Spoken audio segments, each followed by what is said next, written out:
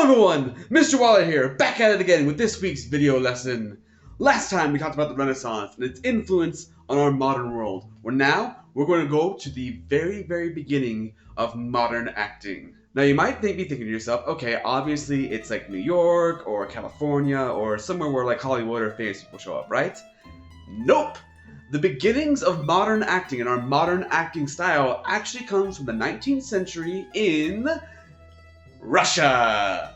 I'm not doing the USSR theme. I'm not doing it. I know it's a meme, but that's where I draw my line. I've got better taste than that.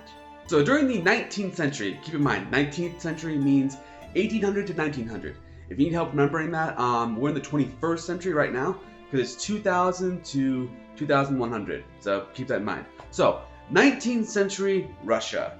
So, during the 19th century, theater was not meant for the common folk.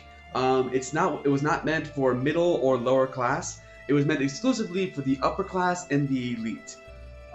They're the ones who enjoyed theater the most because it was full of extravagant costumes and amazing sets and this beautiful orchestra that went over everything. It was mostly meant for operas and very big, extravagant plays. However, towards the end of the 19th century, they started to let common people back into the theaters. They lowered the prices, theaters needed more money, so they brought in more and more people that weren't of that class.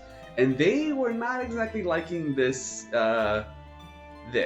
lots of this. They weren't liking it. It wasn't meant for them, and it wasn't relating to them very well. So, there were two men that had this crazy idea that it just might work. Anton Chekhov and Konstantin Stanislavski. These two men came up with a brilliant idea that, hey, instead of this crazy elaborate show, how about we just write a show about, like, normal people? Yeah? Anyone want that? Okay. At the end of the 19th century, Chekhov and Stanislavski started to write a play about a struggling writer and a struggling actress. That's it. Which to us at the time sounds like, you know, a regular, like, premise for a TV show. But at the time, that sounds boring. That sounds like watching paint dry boring. That sounds like grass growing boring. And keep in mind, theater at this time is meant to be this grand, like, you dress up fancy for event. Not to go see, you know, your brother down the street's, like, actual family problems. But Chekhov and Stanislavski wanted to reach out to those common people, so that's what they did. These were common people problems they were writing about. Problems of self-worth, depression, anxiety, things that no one really wanted to write about, but they knew that's how they could reach this new form of audience that was coming into theaters. So, in 1896, Stanislavski and Chekhov unveiled the Seagull to the world, and it didn't do great. At first, it did not do very great at all, mostly because the elite pushed back hard on it. It was a boring play without any big costumes or an orchestra or a grand set. Just a bunch of people complaining about their normal, boring, commoner lives. So Chekhov and Stanislavski went back to the drawing board and they realized their problem. Acting styles had gone away from Shakespeare's slightly believable straight into the over-dramatic, overly done, no way you can believe that's a real person style of acting. So Stanislavski took a step back and said, okay, we need to change our acting style to go along with this new style of writing. And so they did. They came up with a new form of acting that Stanislavski, of course, called Stanislavski's method of acting. Because, again, people discover something and they need to name it after themselves. So Stanislavski's method became known as method acting. The base of every single style of modern acting comes from method acting right here. It is the granddaddy of every single style of acting that we study today in the 20th and 21st centuries. This revolutionized everything. Once they added this method of acting to the Seagull became a phenomenon around not just Russia, but the entire world. It got translated into over 40 languages and was spread out around the world as fast as possible. And there were actors coming from around the world to come and meet Stanislavski and train with him personally on this new style of acting that was sweeping the entire world. So what is method acting? Well, method acting is basically just embodying your character as much as you possibly can. Now that said, some actors today do still actually use this system of acting still. Christian Bale, former Dark Knight, and Joaquin Phoenix, newer Joker, are famous users of this style of acting. It doesn't always work though.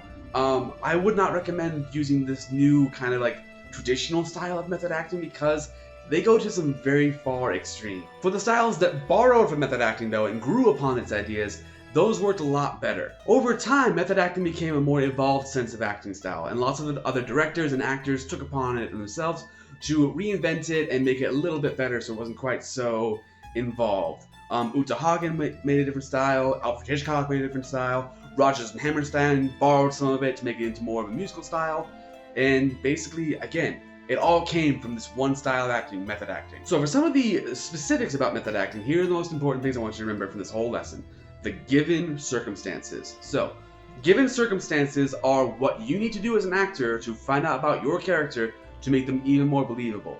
The more you know and the more you embody about that, the more your character becomes believable on stage. So for given circumstances, there are three big portions you need to know about. The first one is your previous action. It's your exposition. We talked about this before when we talked about plot structure. What's your exposition to your character? What's everything we know about the character before we get to know them, right? It all builds on itself. Look at that. It's a callback to a previous lesson in the semester. Imagine that. We build upon ourselves. The second one is the much more complicated one. It's environmental circumstances. So, this is every single thing that your character has to deal with in their world, personal life, and like expand it out to go back to your own character. So let's go through it step by step. So, environmental factors. Your very first one, geographical location. Narrow it down as close as you possibly can. Seriously, continent, country, state, city, county. As small as you can get it, the better. The more specific you can get with it, the better. Number two is date, time. What time period does it take place in? Is it modern? Is it classic? Is it medieval? Is it Egyptian? You gotta try and you have to be very specific here too. Is it Christmas time? Is it Halloween time? Is it, just the summer? Be specific. Again, you gotta get you have to narrow it down as much as you can. Third one, economics. Is your character wealthy? Is the people around them wealthy? There's so many plays based on just how your economic standing changes. Newsies is an example of that. Les Miserables is another one. There's so many plays that deal with economics. It's important you have to realize where your character is and what everyone else's character is also at. Your fourth one is your social climate. It's your social environment.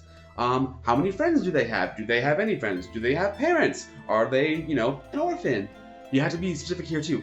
And what kinds of relationships do they have with their friends, and do they have enemies? That's another big one. Enemies. Do they have enemies? Do they have friends? Be specific again. Fifth one, political environment. This is another very important one that influences lots of different plays. Is it a tyrannical king? Is it a good republic? Is your character super involved in politics, or do they not want anything to do with politics? Be specific yet again. The last one is your religious environment. What do they believe in? What does the rest of the people believe in? Again, so many plays hinder on this one factor alone. So those are your environmental factors. All 6 of those are part of your environmental factors. The last portion, the last concept of method acting is the conflict. Again, part of our plot structure, right? That's the rising action. How does the conflict influence your character? Are they very strong against it? Are they very weak against it? How hard are they fighting against that conflict? Again, very important, that. Get specific again.